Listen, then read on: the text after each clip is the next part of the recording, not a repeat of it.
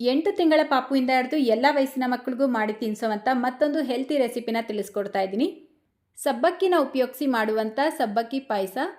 ಈ ರೆಸಿಪಿನ ನೀವು ವಾರದಲ್ಲಿ 2 ದಿನ ಮಕ್ಕಳಿಗೆ ಮಾಡಿ ತಿನ್ನಿಸಿದ್ರೆ ಸಾಕು. ಮಕ್ಕಳ ತೂಕ ತುಂಬ ಚೆನ್ನಾಗಿ ಹೆಚ್ಚಾಗುತ್ತೆ. ರುಚಿ ಕೂಡ ಅಷ್ಟೇ ತುಂಬ ಚೆನ್ನಾಗಿರೋದ್ರಿಂದ ಮಕ್ಕಳು ಇಷ್ಟಪಟ್ಟು ತಿಂತಾರೆ. ಸೊ ಬನ್ನಿ ಮಾಡೋದು ಯಾವ ರೀತಿ ಅಂತ ನೋಡೋಣ. ಈ ರೆಸಿಪಿ ಮಾಡ್ಕೊಳ್ಳೋದಕ್ಕೆ ನಾನಿಲ್ಲಿ ಒಂದು ಚಿಕ್ಕ ಪೀಸ್ ಸಿಹಿ ಗೆಣಸನ್ನ ತಗೊಂಡು ಸಿಪ್ಪೆ ತೆಗೆದು ಈ ರೀತಿ ತುರಿದಿಟ್ಕೊಂಡಿದ್ದೀನಿ. ಇದರ ಜೊತೆಗೇ 3 ಟೇಬಲ್ ಸ್ಪೂನಷ್ಟು ಸಬ್ಬಕ್ಕಿನ 4 ಗಂಟೆ ಮುಂಚೆ ನೆನೆಸಿಟ್ಕೊಂಡಿದ್ದೆ. ಈಗ ಗ್ಯಾಸ್ ಸ್ಟವ್ ಮೇಲೆ ಒಂದು ಪ್ಯಾನ್ ಇಟ್ಕೊಂಡು 1 ಟೀ ಸ್ಪೂನ್ ತುಪ್ಪ ಸೇರಿಸ್ಕೊಳ್ಳಿ. ಮನೆಯಲ್ಲೇ ಮಾಡಿರುವಂಥ ತುಪ್ಪ ಉಪಯೋಗಿಸಿ. ಇದಕ್ಕೇನೆ ತುರಿದಿಟ್ಕೊಂಡಿರುವಂಥ ಸಿಹಿ ಗೆಣಸನ್ನ ಸೇರಿಸ್ಬಿಟ್ಟು 1-2 ನಿಮಿಷ ಚೆನ್ನಾಗಿ ಫ್ರೈ ಮಾಡ್ಕೊಳ್ಬೇಕು. ಈಗ ಇದಕ್ಕೆ ನೆನೆಸಿಟ್ಕೊಂಡಿರುವಂಥ ಸಬ್ಬಕ್ಕಿನ ಸೇರಿಸ್ಬಿಟ್ಟು ಅರ್ಧ ಕಪ್ ತೆಂಗಿನ ಹಾಲು ಸೇರಿಸ್ಕೊಳ್ತಾ ಇದ್ದೀನಿ. ನೀವು ಬೇಕಿದ್ರೆ ಕೌ ಮಿಲ್ಕ್ ಕೂಡ ಉಪಯೋಗಿಸ್ಬೋದು. ಇದರ ಜೊತೆಗೇ 1 ಕಪ್ ನೀರು ಸೇರಿಸ್ಬಿಟ್ಟು ಚೆನ್ನಾಗಿ ಮಿಕ್ಸ್ ಮಾಡಿ 10 ನಿಮಿಷ ಬೇಯಿಸ್ಕೊಳ್ಬೇಕು.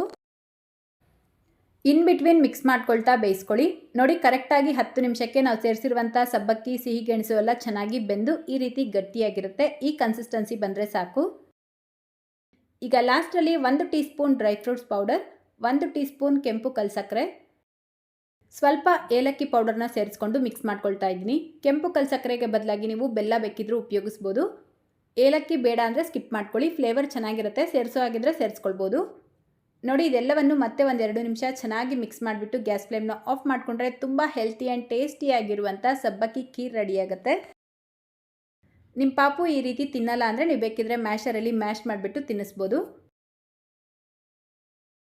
ಈ ರೆಸಿಪಿನ ನೀವು ನಾನಾಗಲೇ ತಿಳಿಸ್ದಾಗೆ ವಾರದಲ್ಲಿ 2 ದಿನ ತಿನ್ನಿಸಿದ್ರೆ ಸಾಕು. ಬೆಳಗ್ಗೆ ಅಥವಾ ಮಧ್ಯಾಹ್ನ ಟೈಮಲ್ಲಿ ತಿನ್ನಿಸಿ, ರಾತ್ರಿ ಟೈಮಲ್ಲಿ ತಿನ್ನಿಸೋದು ಬೇಡ. ಸೊ ಇವತ್ತಿನ ಹೆಲ್ತಿ ರೆಸಿಪಿ ನಿಮ್ಮೆಲ್ಲರಿಗೂ ಇಷ್ಟ ಆಗಿದೆ ಅಂತ ಅಂದ್ಕೊಳ್ತೀನಿ. ಇಷ್ಟ ಆಗಿದ್ರೆ ಲೈಕ್, ಶೇರ್, ಕಮೆಂಟ್ ಮಾಡೋದನ್ನು ಮರಿಬೇಡಿ. ಇದೇ ರೀತಿ ಮತ್ತೊಂದು ರೆಸಿಪಿಯೊಂದಿಗೆ ಸಿಗೋಣ. Thank you.